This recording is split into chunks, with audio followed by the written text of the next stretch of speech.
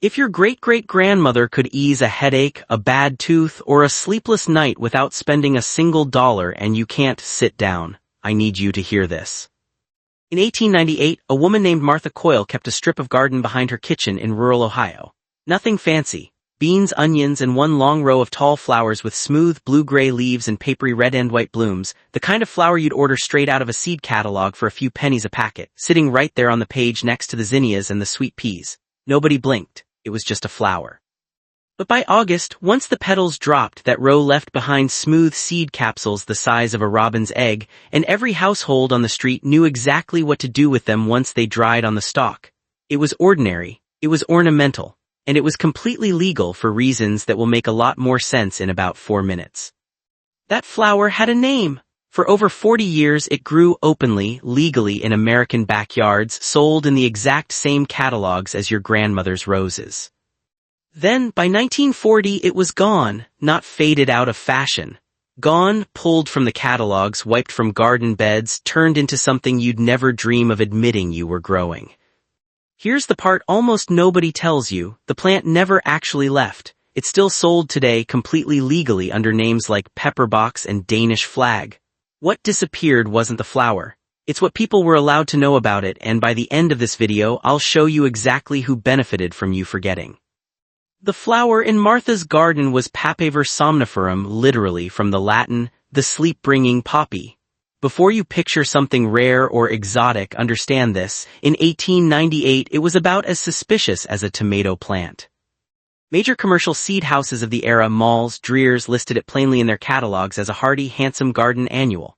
Families grew it for the blooms, which come in shades of red, white, and mauve on tall, graceful stems.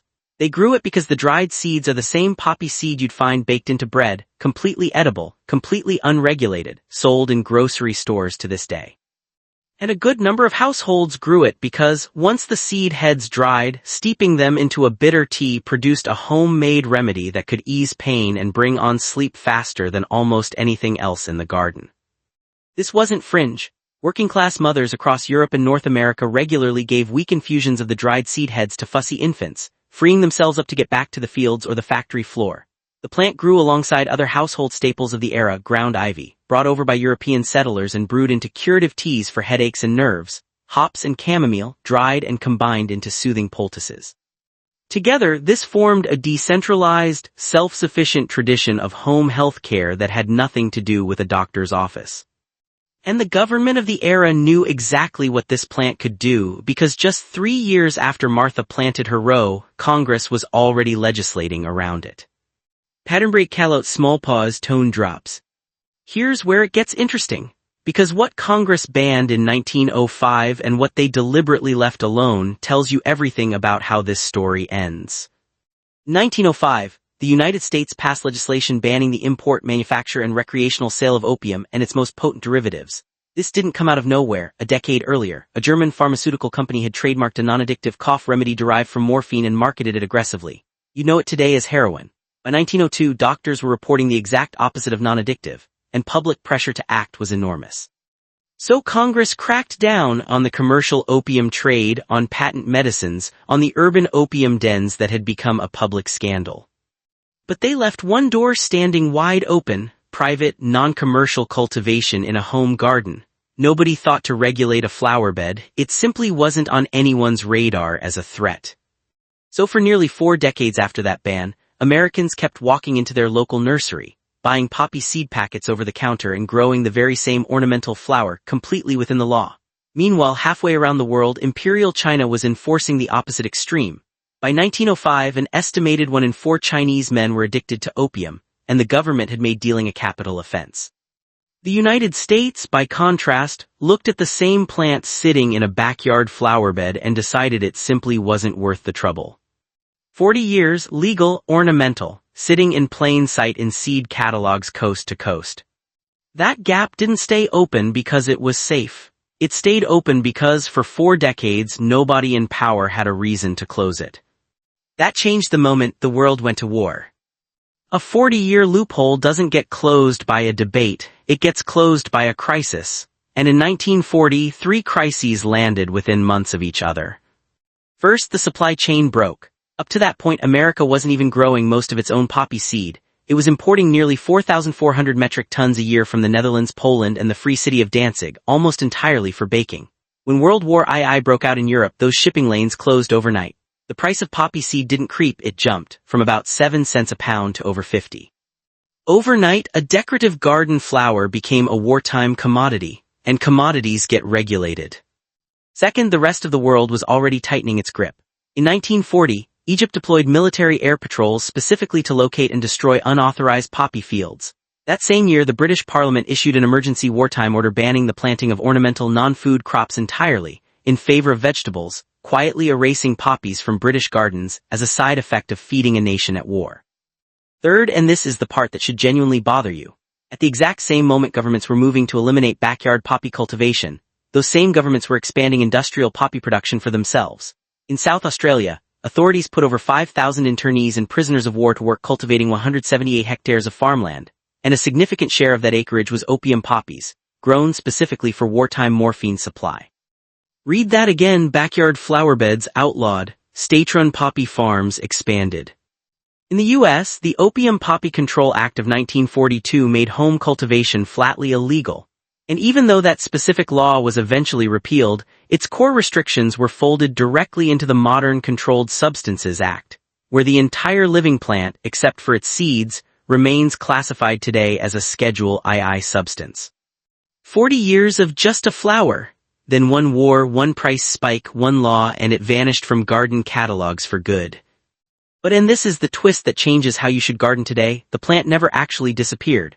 It's legal right now in a form almost nobody realizes. And that's exactly what I want to show you next. Here's what almost nobody explains clearly. Growing Papaver somniferum for its flowers, its dried pods, or its edible seeds has remained completely legal in the United States this entire time.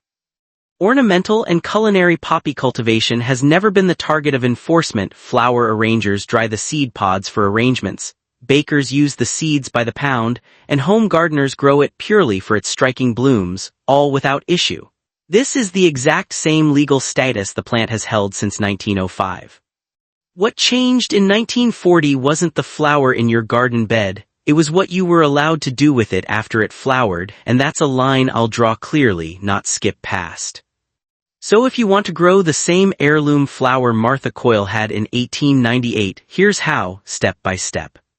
1. Identify the right variety. Look for Papaver somniferum specifically on the seed packet, not just poppy. 2. Heirloom cultivars are sold openly in flower catalogs today: Pepperbox with ruffled pink and purple double blooms, and Danish Flag, a striking red and white variety. If a reputable catalog carries either name, you're looking at the same plant your ancestors grew. 2. Sow at the right time. This is a cool season annual that needs a cold period to germinate, so gardeners direct sow in late fall or the earliest days of spring while frost is still likely. Scatter the tiny seeds on top of the soil, don't bury them, they need light to sprout, and press them in gently. 3. Give it poor soil and full sun. This is one of the few garden flowers that actively resents pampering. Rich compost and heavy fertilizer produce lush foliage and weak stems with fewer blooms. Lean, well-drained soil in full sun gets you the tall, dramatic flowering this plant is known for. 4. Thin ruthlessly. This is where most first-time growers lose the whole patch. They can't bring themselves to pull healthy seedlings, but crowded poppies stay small and spindly. Thin to roughly 6 inches apart once true leaves appear, and the plants left behind will reward you with blooms the size of your palm. 5. Let the pods mature and dry naturally on the stalk. Once petals drop, you're left with smooth blue-gray seed capsules that dry to a soft tan. For every legal grower, ornamental and culinary alike, this is the actual payoff. Those dried pods are prized in floral arrangements, and the mature seeds inside are identical to poppy seeds sold in any grocery store. Here's the legal line, stated plainly because vagueness helps nobody. Cultivating this plant for its flowers, dried pods, or seeds is lawful and always has been. The law draws its distinction not around the plant itself, but around intent, specifically whether the green unripe capsule is deliberately scored or wounded to collect its raw latex. That single act, and that act alone, is what federal law treats as manufacturing a controlled substance. A flower bed full of blooming, seeding, drying poppies has never been that. So the plant didn't get banned. It got left, deliberately, in a legal gray zone narrow enough that almost nobody dared explore what their great-grandparents actually knew how to do with it. while, quietly, somebody else took that exact knowledge and turned it into an industry. So here's the piece I promised you back in the first minute: who actually ended up in control of everything this plant produces. Not nobody, not modern science in the abstract, a monopoly. Remember that South Australian internment camp, thousands of laborers harvesting poppies at industrial scale for military morphine? That wasn't a wartime footnote. It was the blueprint for exactly how this plant would be managed going forward. Not eliminated, centralized, grown at industrial scale under state license, processed in licensed pharmaceutical facilities and sold back to the public at a markup with a prescription required and a middleman standing between people and a plant that used to just grow in the yard. That's the real story here. Not a dangerous plant got banned for public safety.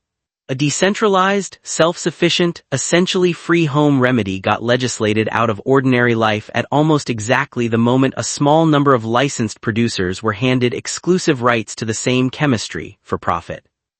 And it didn't stop at poppies. Trace that same window of decades and you'll find bromide sedatives phased out in favor of patented barbiturates, home herbal remedies replaced by branded pharmaceuticals, and sleep itself, something every household used to manage on its own stovetop, rebuilt into a clinical, prescription-based industry in the span of about 35 years.